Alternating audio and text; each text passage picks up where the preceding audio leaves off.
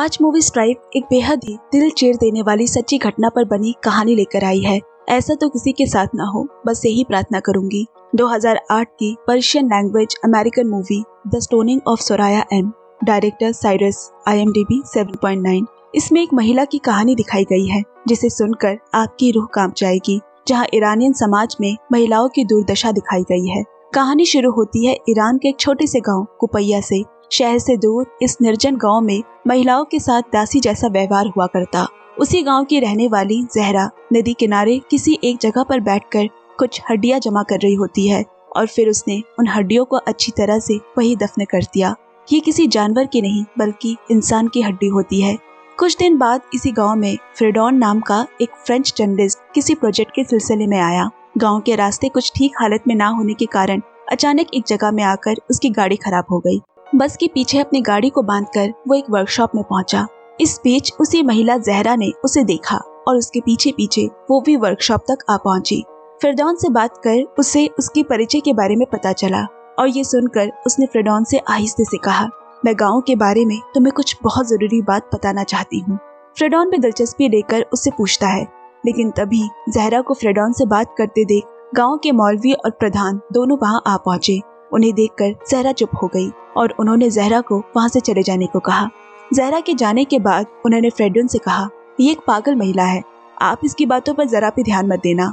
उनकी बातें सुनकर फ्रेडॉन को लगा कुछ तो उससे छुपाया जा रहा है और वो महिला इस गांव के बारे में कोई तो सच बताना चाहती है, पर देख कर लग रहा है मौलवी और ग्राम प्रधान इसके खिलाफ है। जहरा की वहाँ से चले जाने के बाद भी वो फ्रेडॉन पर नजर रखती है।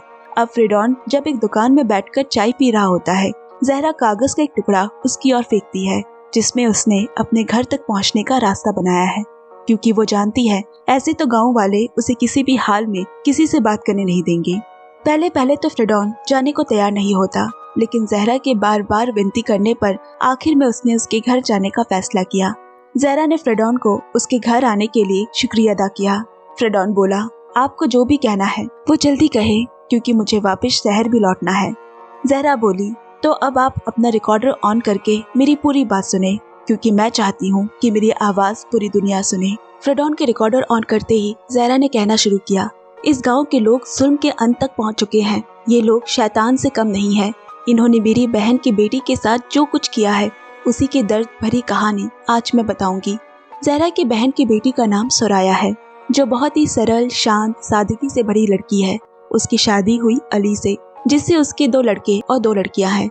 सोराया की ठीक उल्टा अली एक बदतमीज और असभ्य आदमी होता है और इतना ही जाहिल कि अगर पान से चूना भी गिर जाए तो सोराया पर हाथ उठाता।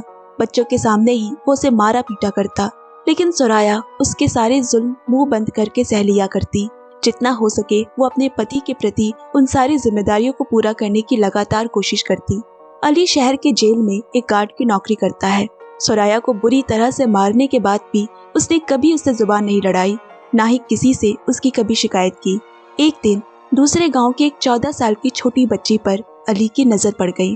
उसके बाबा उसी जेल में बंदी थे जिसे काफी सालों की सजा हुई थी। उस आदमी और अली के बीच एक समझौता हुआ कि अगर अली उसे जेल से बाहर निकाल पाया तो उसे अपनी बेटी की उससे शादी देनी होगी। लेकिन अली की आर्थिक हालत इतनी अच्छी नहीं थी कि वो 2 बीवियों का खर्चा उठा सके, इसीलिए अब वो चाहता था कि सोराया उसे तलाक दे दे, जिसके बाद बिना किसी चिंता के उस बच्ची से शादी कर सकेगा। लेकिन सोराया उसे तलाक देने को राजी नहीं होती, क्योंकि अगर उसने उसे तलाक दे दिया तो वो नई बीवी और अपने दोनों बेटे को लेकर शहर चला जाएगा। इसके बाद वो अपनी 2 बेटियों को लेकर कैसे रहेगी, और ऐसे भी अली अपनी दोनों बेटियों को एक आंख नहीं देख पाता और ना उनकी वो कोई जिम्मेदारी लेना चाहता है। अब अली सोराया को इस बात के लिए राजी न करवा पाने पर मौलवी के पास गया और उन्हें जाकर सोराया को इस तलाक के बारे में राजी करवाने की बात कही, क्योंकि गांव के सभी लोग उनकी बात माना करते हैं। मगर यहाँ मौलवी उनके निजी मामलों में दखलंदाजी नहीं करना चाहता, पर अली उन्हें ये कहकर ब्लैकमेल करने लगा कि अगर उसकी बात नहीं सुनी तो वो उसके अतीत के बारे में सबको बता देगा। मौलवी अपने अतीत के जीवन में एक जेल में बंद कैदी गुंडा था, जिसके बारे में अली के सिवाय और कोई नहीं जानता। इसलिए मौलवी को अली की बात माननी पड़ी और अगले ही दिन वो अली के घर सोराया को तलाक के लिए राजी कराने गया।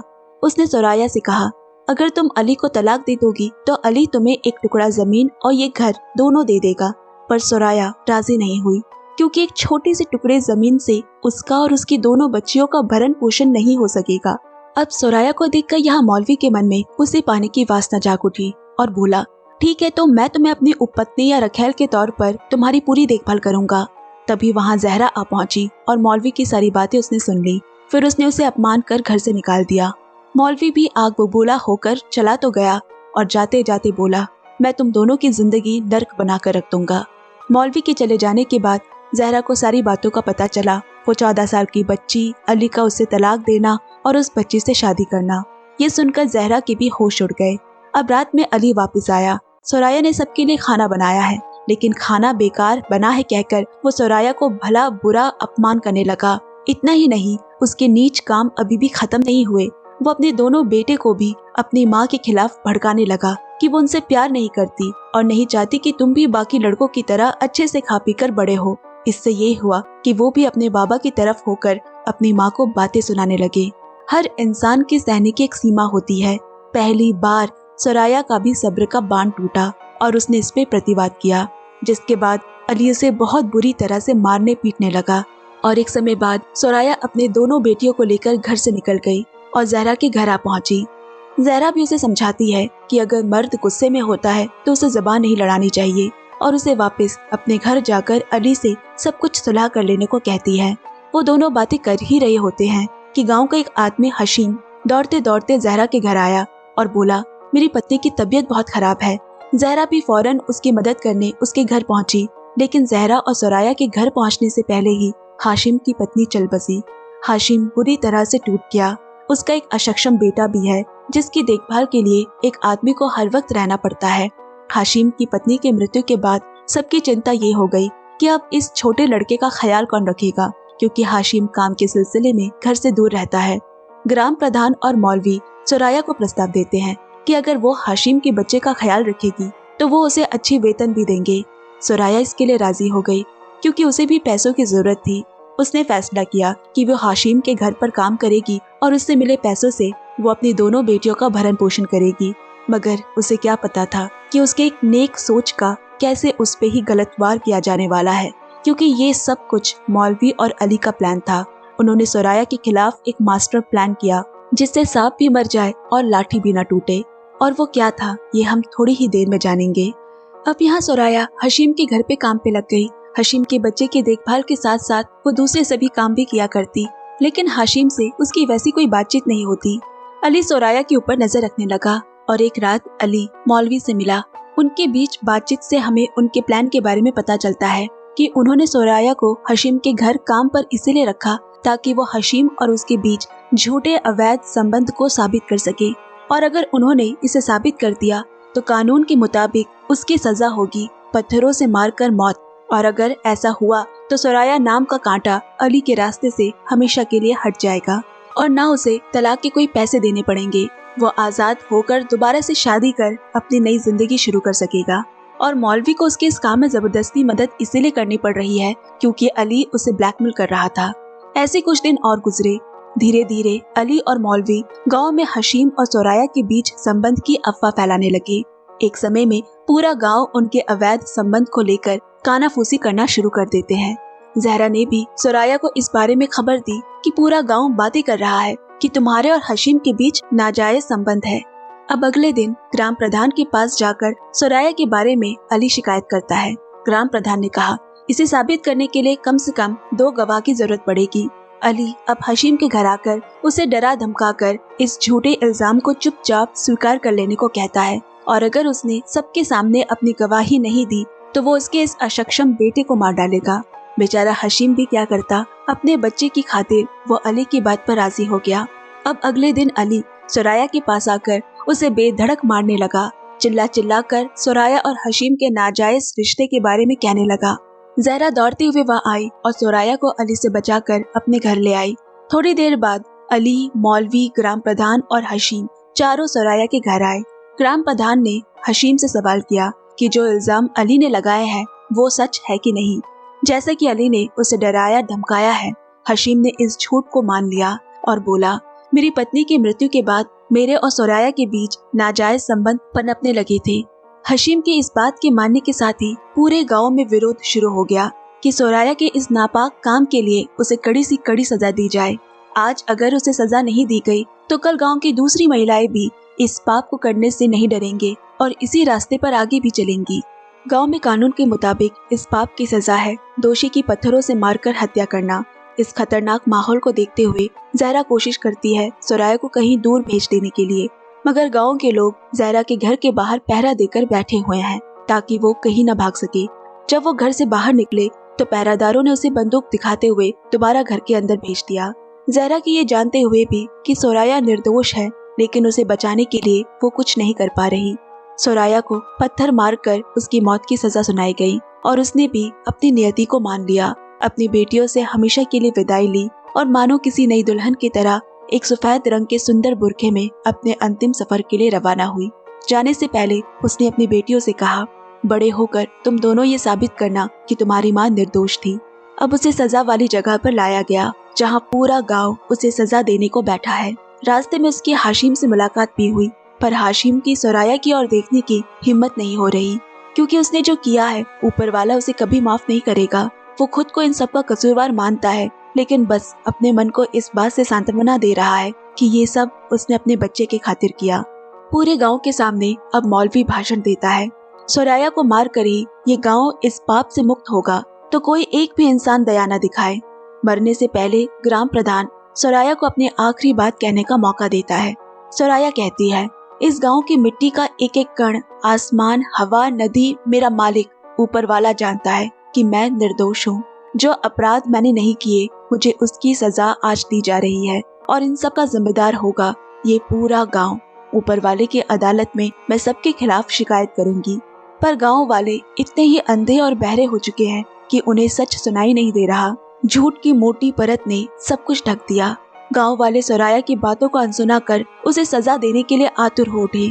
अब ग्राम प्रधान के आदेश पर एक बड़ा गड्ढा खोदा गया, जिसमें सोराया के आधे शरीर को मिट्टी से गाड़ दिया गया। फिर उसके हाथ बांध दिए ताकि वो वहाँ से भाग न सके।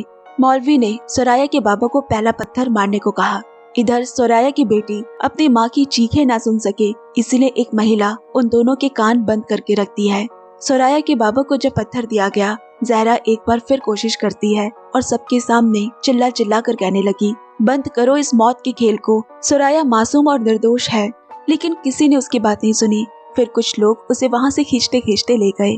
जहरा तब भी कहती है, सोराया की जगह मुझे सजा दे दो। उसके अभी छोटे छोटे बच्चे हैं, उन्हें अनाथ मत करो ऐसे। पर किसी के कानों में जू तक नहीं रहेंगी। सोराया के बूढ़े हो चुके बाबा ने कभी बुरे सपनों में भी नहीं सोचा था कि उन्हें अपनी बेटी को अपने हाथों से पत्थरों से मारकर हत्या करनी होगी, पर आज समाज के दबाव में उसे ये करना पड़ रहा है। कांपते हुए हाथों से उन्होंने सोराया की तरफ पत्थर फेंक कर मारा, लेकिन बात 3 पत्थर निशाने के साथ फेंकने पर भी सोराया को छू भी न सकी। तभी वहाँ एक महिला बोल पड़ी, बात 3 पत्थर उसे नहीं लगे, इसका मतलब खुद ऊपर वाला भी नहीं चाहता कि ये सजा पूरी हो। इसका यही मतलब है कि सोराया बिल्कुल निर्दोष है, उसकी सजा अभी बंद की जाए। ग्राम प्रधान को भी इस बात पर भरोसा है और सजा को रोकने की वो कोशिश करने लगा, पर अली के इशारे पर मौलवी ग्राम प्रधान को पीछे खींचकर ले गया ताकि वो ये सजा ना रोक सके। अगर सोराया बच गई तो उनका झूठ सबके सामने आ जाएगा। मौलवी जल्दी से अब अली के हाथों में पत्थर पकड़ाता है। अली ने सोराया के ऊपर पत्थर फेंका जो सीधा जाकर लगी सोराया के सर पर। ये देखकर गांव के लोग चिल्ला उठे, जैसे कोई जीत उन्होंने हासिल कर ली हो। इसके बाद सोराया के दोनों बेटे को भी पत्थर मारने को कहा गया। अब हाशिम की बारी है, पर उसकी हिम्मत ही नहीं हुई और वो अपने बेटे को लेकर वहाँ से चला गया। इसके बाद सोराया के ऊपर शुरू हुआ पत्थरों की बारिश। सभी गांव वाले भारी बरसात की तरह सोराया पर पत्थर बरसाने लगे। पत्थरों की मार से सोराया का पूरा शरीर, उसके सफेद कपड़े लाल रंग से भर गए और एक समय में वो जमीन पर गिर पड़ी। सभी को लगा सोराया मर गई। इसके बाद अली उसके पास आया देखने कि वो मरी है या नहीं। सोराया में अभी भी जान बची थी, वो बस बेहोश हुई थी। कोई कैसे इतना निर्दय हो सकता है। अली को जैसे ही पता चला कि वो अभी भी जिंदा है, वो सभी को चिल्लाकर कहता है, ये अभी मरी नहीं है, इस पर दोबारा से पत्थर फेंको। एक और बार उस बेचारी सोराया पर पत्थरों की बरसात हुई। अली पर उस पे लगाए झूठे इल्जाम, गांव वालों के कटु शब्द, बेटे के अपनी ही माँ के लिए ऐसी सोच, इन सब से तो वो पहले ही घायल थी। बस थोड़ी बहुत जो जान बची थी वो भी आज खत्म हो गई। सुराया आखिर में मारी गई। गांव के सभी लोग, यहाँ तक कि सुराया के बाबा और अली, सुराया के मृत शरीर को वहीं पर ही छोड़कर अपने अपने घर को चले गए। रात में कुछ महिलाओं ने मिलकर सुराया की लाश को वहां से निकाला, फिर उसे साफ कर दफना दिया। लेकिन आधी रात में कुछ कुत्ते जमीन खोदकर उसके कुछ शरीर के टुकड़े निकालकर खाने लगते हैं। कहानी के शुरू में हमने जहरा को ही देखा था, जो हड्डियों को इकट्ठा कर उसे दोबारा दफना रही होती है। ये सुराया की ही अवशेष थे। अब कहानी आज में आ गई वहाँ जहाँ जहरा जर्नलिस्ट फेड्रोन को इस गांव की और सुराया की कहानी बता रही है। सुराया की कहानी सुनते सुनते उसकी आंखों से कब आंसू बहने लगे उसे ख्याल ही नहीं रहा। उसने इस कहानी को छापने का फैसला किया। वो उस रिकॉर्डेड कैसेट को अपने पास रख लेता है, लेकिन जहरा अच्छे से जानती है कि वो लोग फेड्रोन को इस खबर को छापने कतई नहीं देंगे और उससे इस कैसेट को छीन लेंगे। इसलिए जहरा ने सावधानी से कैसेट अपने पास रख लिया। दूसरी ओर अली को देखते हैं, जो मौलवी से कह रहा है कि दूसरे गांव की जिस 14 साल की बच्ची से उसकी शादी की बात हो रही थी वो अब कैंसिल हो चुकी है, क्योंकि वो उस लड़की के बाबा को नहीं बचा पाया। पाप और झूठ कब तक छुप सकता है। हशीम अपने अपराध बोध से मुक्त नहीं हो पा रहा और आखिर में उसने ग्राम प्रधान से सारी बातें कह दी कि अली और मौलवी ने मिलकर उसे डरा धमका कर झूठी गवाही देने को कही थी। अब यहाँ मौलवी ने फ्रेडरिन को जहरा के घर से निकलते हुए देख लिया। उसके लोगों ने उसकी गाड़ी को रोक पूरी तलाशी ली। उसके पास जितने भी कैसेट थे उन सबको उन्होंने खराब कर दिया। थोड़ी दूर आगे फ्रेडरिन गया ही था कि अब जहरा वही कैसेट जिसमें सुराया की सच्चाई का सबूत है उसे लेकर खड़ी है। उसने वो कैसेट उसे सही सलामत वापस कर दी। मौलवी के लोग उस तक पहुंचने के आगे ही फ्रेडरिन गाड़ी लेकर वहां से निकल चुका था। अब जहरा चिल्लाकर कहने लगी, सुराया की कहानी अब पूरी दुनिया जानेगी कि सुराया निर्दोष थी। मैंने अपना वादा पूरा किया। धर्म और कानून की आड़ में जो पुरुष अपनी मनमानी और दबदबा चलाते आए हैं, ऐसे एक समाज को दिखाया गया है इस कहानी में, जहां मर्द अपने स्वार्थ को हासिल करने के लिए कानून का पहिया चला रहे हैं महिलाओं के ऊपर। क्या कानून इतना ही बिक चुका है? हम जैसे आम इंसान के कानून पर भरोसा कर सकते हैं? बस मैं तो यही दुआ करूंगी कि सुराया के साथ जो हुआ वो किसी निर्दोष के साथ ना हो और सच साबित करने के लिए किसी निर्दोष को फिर अपनी जान न गंवानी पड़े। सुराया की दर्द भरी सच्ची कहानी यही समाप्त होती है। धन्यवाद दोस्तों। अब अगली कहानी में आपसे मिलती हूँ। तब तक सुनते रहिए, सुनाते रहिए मूवीज ट्राइब। बाय बाय दोस्तों, टेक केयर।